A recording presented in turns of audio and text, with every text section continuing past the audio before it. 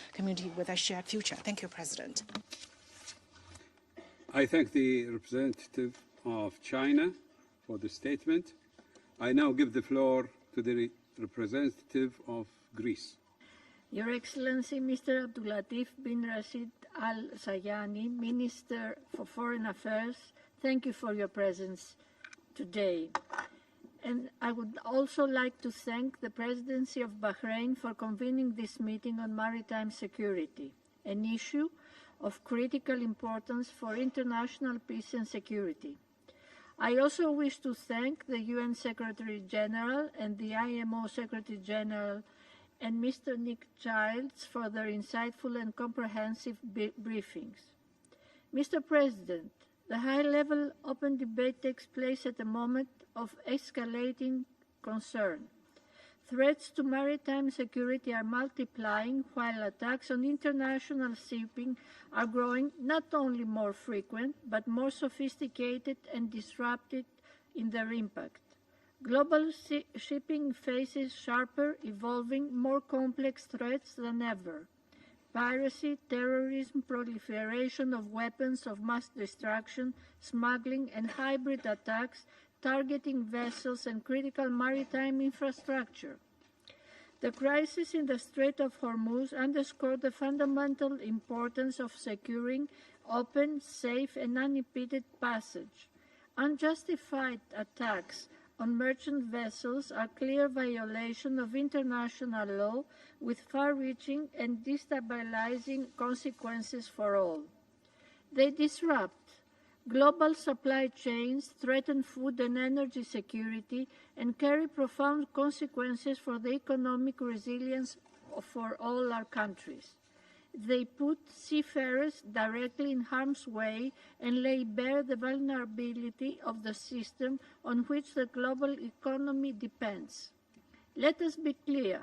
When maritime security is compromised, international peace and security is at risk.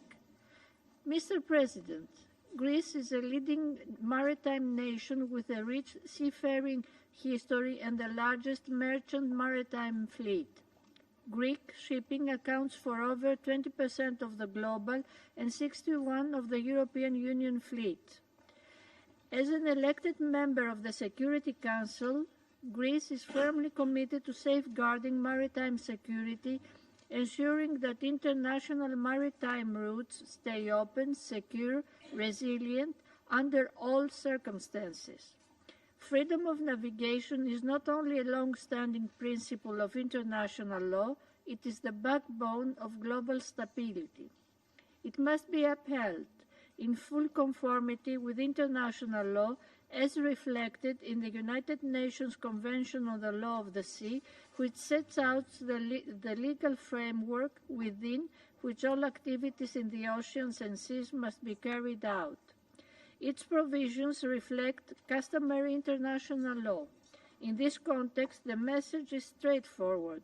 Transit should be safeguarded and should not be restricted or obstructed. To this end, Greece contributes actively to collective efforts to enhance maritime security.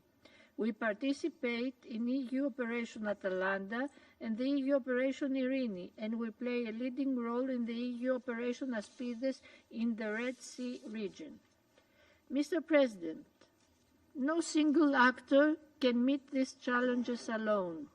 Effective responses require strengthened international cooperation, coordination and information sharing, building on existing initiatives by states and international organizations.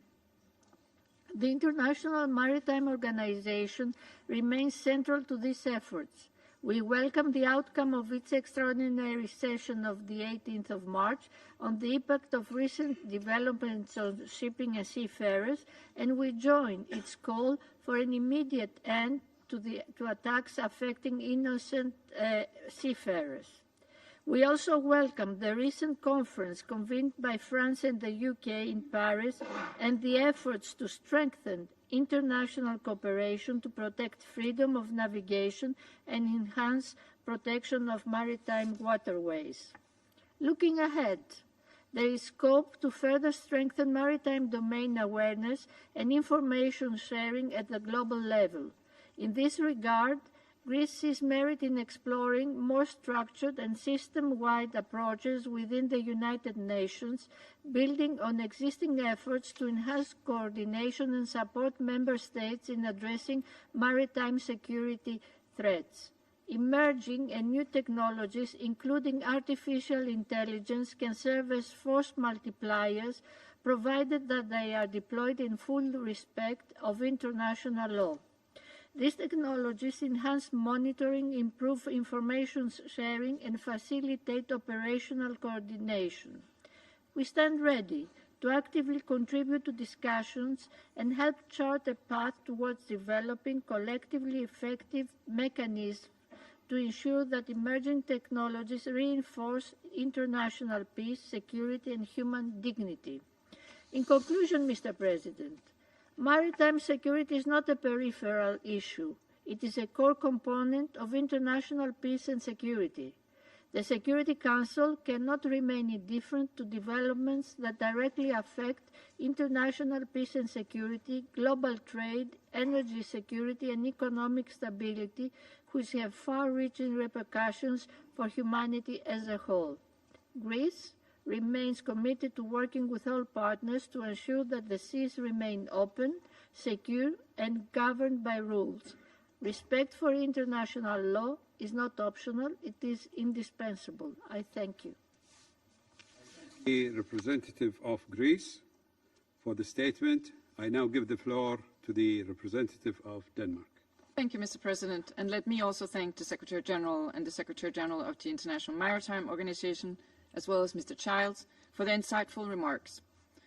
Peace and security do not end at our respective shorelines.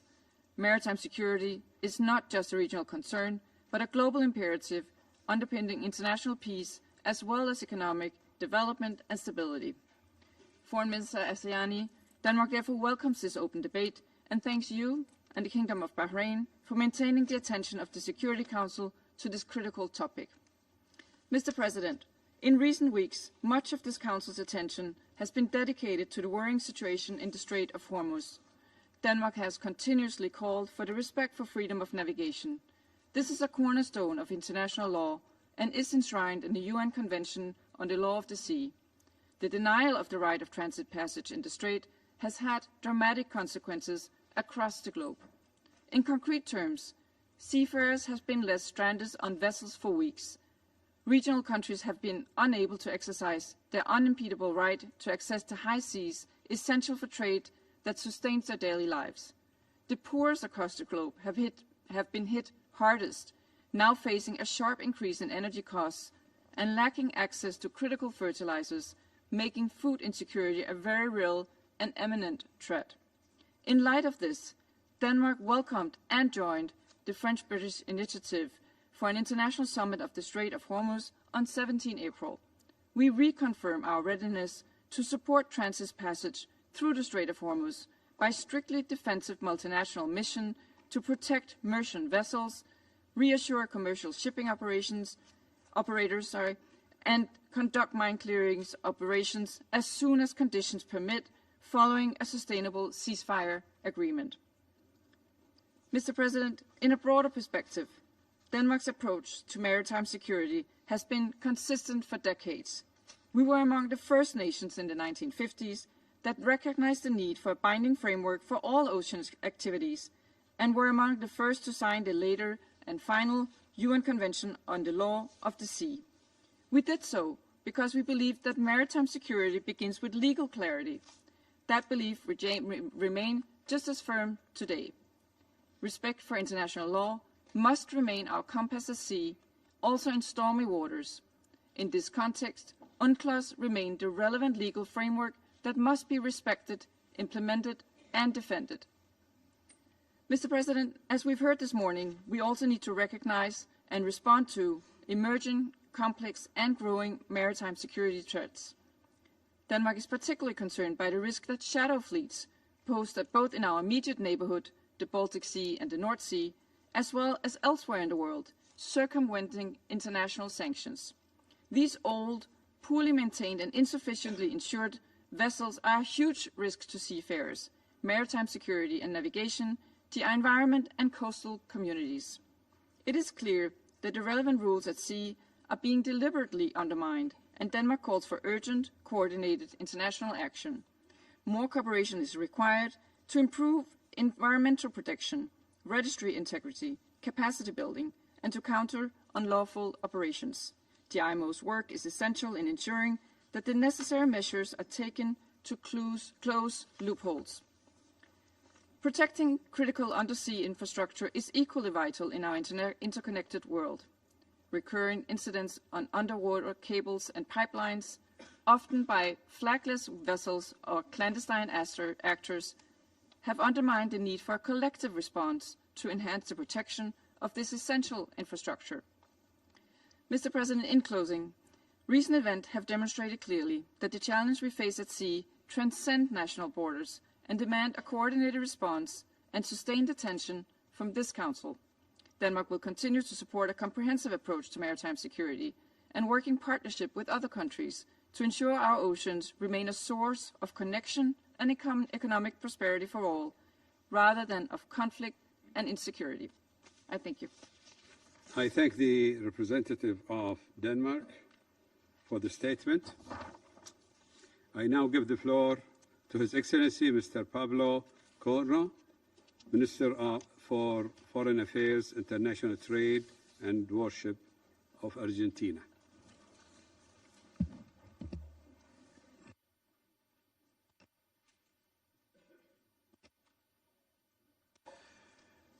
Quiero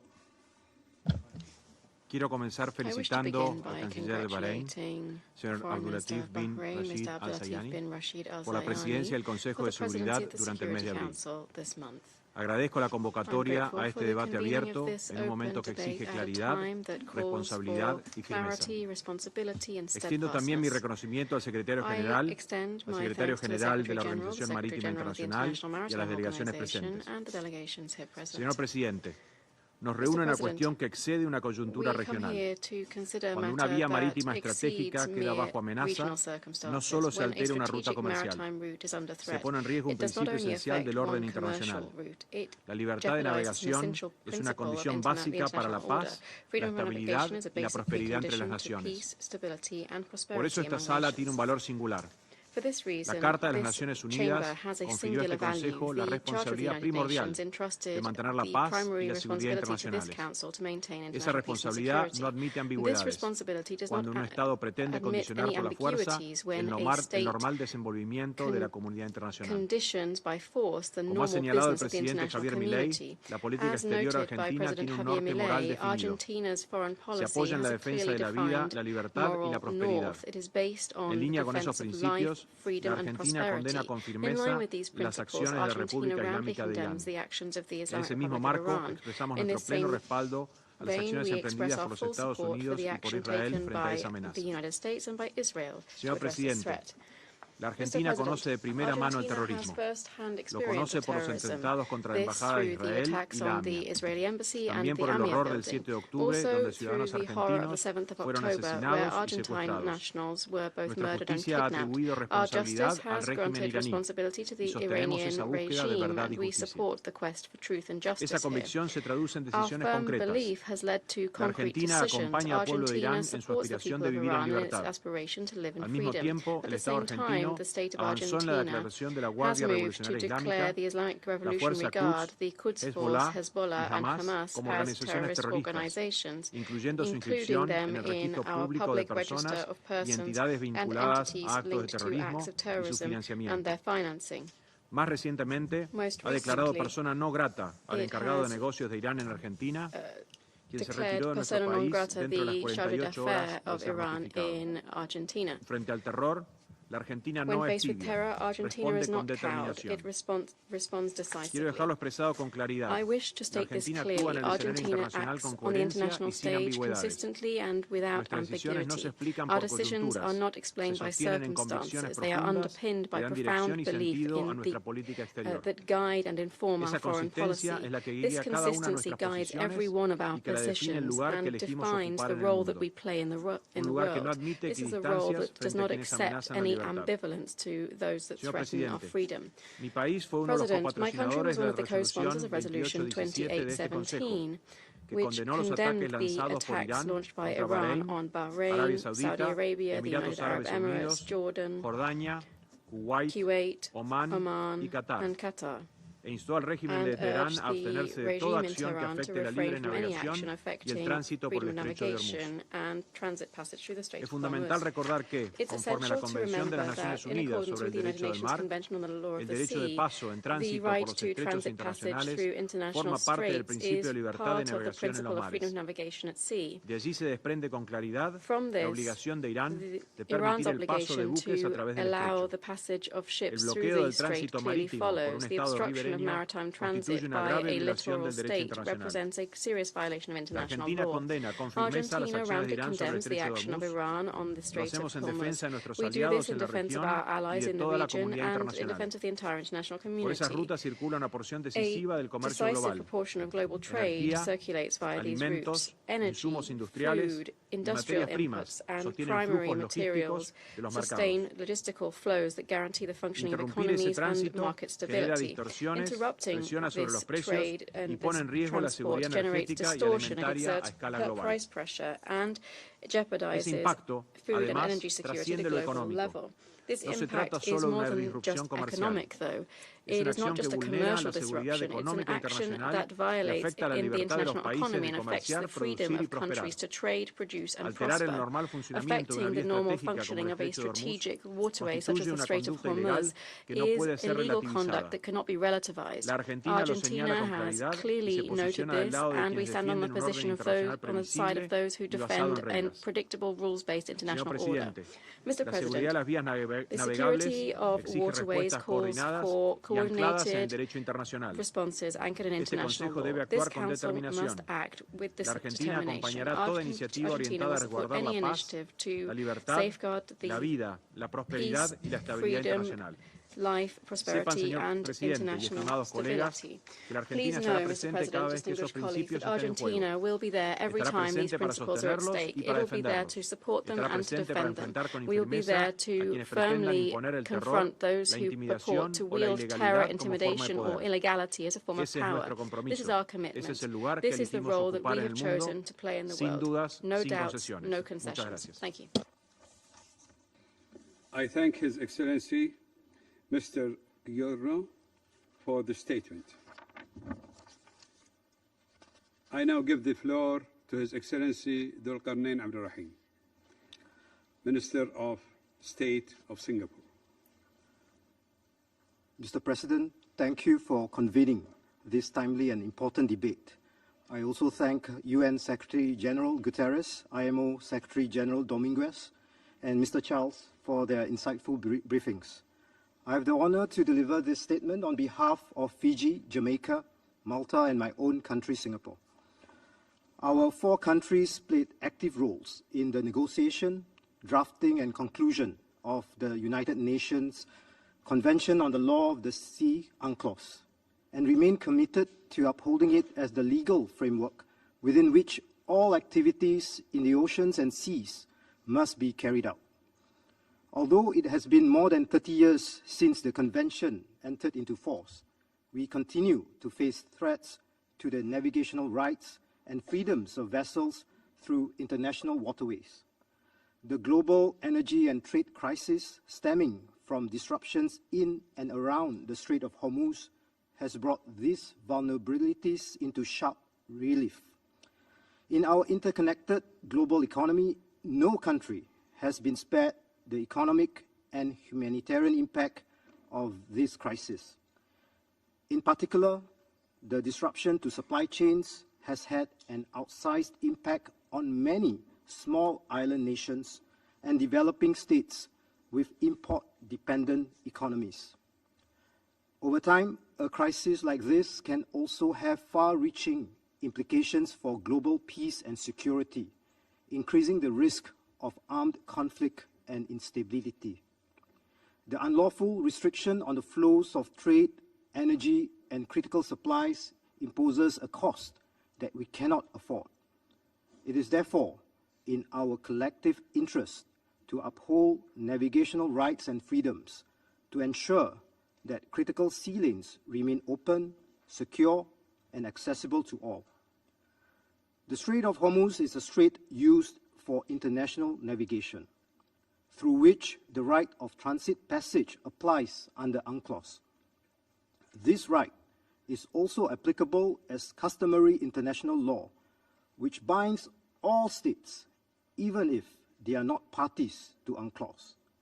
We therefore call on all concerned parties to uphold and respect the right of transit passage, comply with all other applicable obligations under international law, restore safe, continuous, and unimpeded transit passage in the Strait of Hormuz, and ensure the safety of seafarers and ships. International law, and UNCLOS in particular, already provides a comprehensive framework to strengthen maritime safety and security. What is required is the resolve of all states to uphold and apply it. Mr. President, allow me to offer some additional perspectives in my national capacity. Singapore aligns itself with the statement to be made by the Philippines on behalf of ASEAN. As a small island developing state whose lifeline runs through the Straits of Malacca and Singapore, another critical maritime artery for the world economy, Singapore takes a clear and categorical position. Transit passage in the straits used for international navigation is a right under international law and not a discretionary privilege that can be paid for or negotiated. Any erosion of international law in one region of the world inevitably sets a dangerous precedent for all others. The stakes are not theoretical. The Straits of Malacca and Singapore carries about 23.2 million barrels of oil per day, exceeding the 20.9 million barrels per day that used to flow through the Strait of Hormuz. At its narrowest point, the Straits of Malacca and Singapore stretches only two nautical miles in width. If the right of transit passage is not upheld, international navigation in the straits could be completely disrupted. For Singapore and the world, the transit passage regime in UNCLOS is not an abstract question of legal doctrine, but one with real implications for global economic security and international stability. It is for this reason that Singapore strongly supported the declaration adopted by the International Maritime Organization Council on 19th of March 2026, which reaffirms that the exercise of navigational rights and freedoms by merchant and commercial vessels in accordance with international law must be respected. It is clear that we all stand to benefit from the safety and protection of critical waterways. We must work together to this end, and there are opportunities to do so. For example, the traffic separation scheme in the Straits of Malacca and Singapore, adopted by the IMO in 1977 on a joint proposal of Indonesia, Malaysia, and Singapore, continues to regulate the safe and orderly passage of over 100,000 vessels a year. Building on this foundation, the cooperative mechanism on safety of navigation and environmental protection in the Straits of Malacca and Singapore was established in 2007 as the first practical implementation of Article 43 of UNCLOS, which provides for cooperation between user states and states bordering a strait. It remains an essential platform to keep the straits safe, open, and clean, and includes not only the 3 littoral states, but also user states, the shipping industry, and other stakeholders. The cooperative mechanism reflects the commitment of the 3 littoral states to abide by international law, including UNCLOS, and to work together in consensus on the effective management of the straits. Singapore will continue to contribute to the efforts of the international community to uphold a free and open Strait of Hormuz, support the shipping industry, and ensure the safety of all seafarers. Ultimately, we hope for a diplomatic solution to the ongoing conflict in the Middle East, which will bring lasting peace and stability to our global commons. I thank you. I thank His Excellency Mr. Abdul Rahim for the statement. I now give the floor to His Excellency Mr. Khalifa bin Shaheen Al-Marar, Minister of State of the United Arab Emirates. السيد الرئيس معالي الدكتور عبد اللطيف راشد الزياني وزير خارجية مملكة البحرين الشقيقة At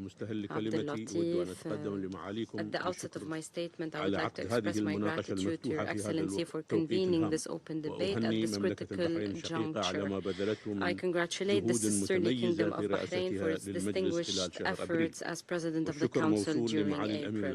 I also thank His Excellency the UN Secretary General, Mr. António Guterres, and His Excellency the Secretary General of the IMO, Arsenio Dominguez, as well as Mr. Nick Childs for their valuable briefings. Mr. President, in recent years, this Council has taken significant steps to address a number of developments threatening maritime security. Perhaps most notably, the efforts it recently made in the context of the vicious Iranian attacks against the Gulf states and Jordan, as well as the threats from the Islamic Republic of Iran's deliberate obstruction of international navigation through the Strait of Hormuz.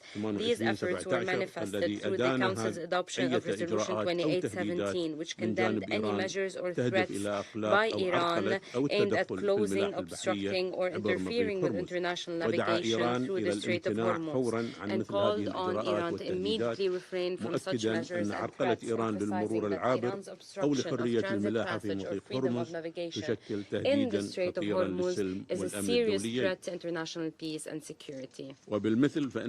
Similarly, recent resolutions issued by the Council of the IMO, its legal committee, and the UN Human Rights Council regarding Iran's actions in the Strait once again reflect the international community's unified position in demanding that Iran cease its unlawful actions in and around the Strait of Hormuz, and to ensure that the Strait remains open and that transit passage through it remains unrestricted in accordance with international law.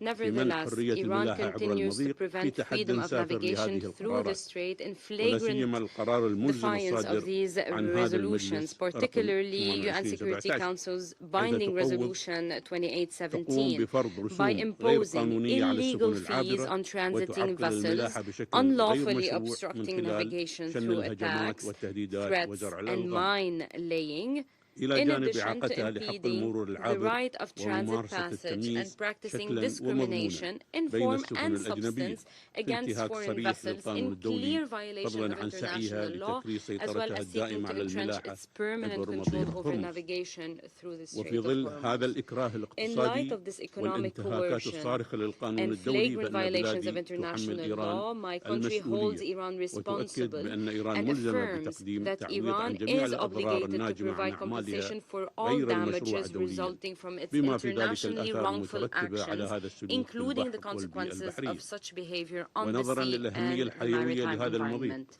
Given the vital importance of this strait, the consequences of its closure have already begun to manifest globally and will be profound and far-reaching, impacting energy security, supply chains, and the security of food and fertilizers essential for agriculture, particularly in the countries of the Global South and extremely critical professions of the international economy. Undoubtedly, allowing Iran to use this international strait as a tool for leverage and to achieve political gains would undermine the stability and security required by the international order and global trade on which the international community relies. If Iran is permitted to continue closing the strait, it would set a dangerous precedent that would erode the freedom of navigation in vital international waterways around the world. Iran's actions underscore the need for collective action to achieve a lasting solution that guarantees freedom of navigation and the right of transit passage through the Strait of Hormuz unconditionally and sustainably. Our position regarding the strait is firmly grounded in international law. The UAE is ready to participate in efforts to ensure that the Strait of Hormuz remains open and preserving freedom of navigation and the right of transit passage. We call on Iran to fully and immediately comply with Security Council Resolution 2817. We call on Iran to cease all actions and threats against international navigation, particularly transit passage through the Strait of Hormuz. We urge the Council to adopt a position that safeguards the exercise of these freedoms by states and deters Iran's violations in this regard. Thank you, Mr. President. I thank His Excellency Mr. Al-Marar for the statement. There are still a number of speakers remaining on my list for this meeting. I intend, with the concurrence of members of the Council, to suspend the meeting until 3 p.m. This meeting is suspended.